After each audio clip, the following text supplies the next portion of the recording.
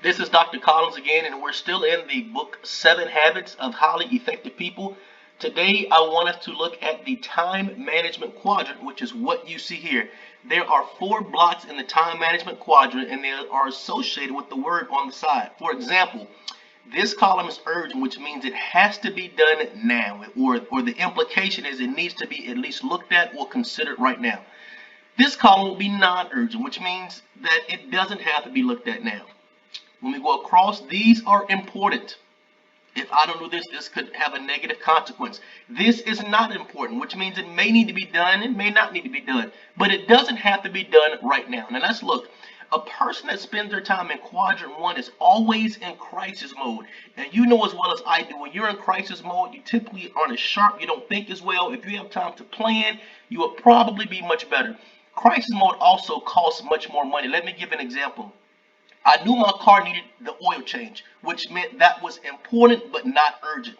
I didn't change it. Because I didn't change it, it ended up in quadrant 1, which is crisis. My engine blew. Yes, cost me a lot of money. When you negate things in quadrant 2 and then they come to quadrant 1, it typically costs more money.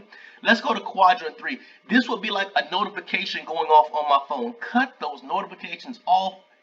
Snapchat, Facebook, Twitter, Insta, they're just not that important. All they do is interrupt you. They're urgent because it says, look at me now, but it's really just not that important.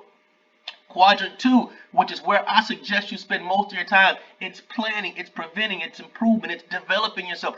This is where you want to spend your time because this gives you the biggest bang for your buck right here.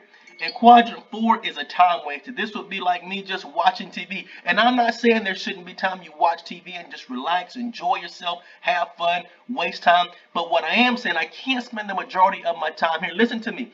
The majority of people that aren't successful in life, it's not because they can't be successful. It's because they spend their time right here.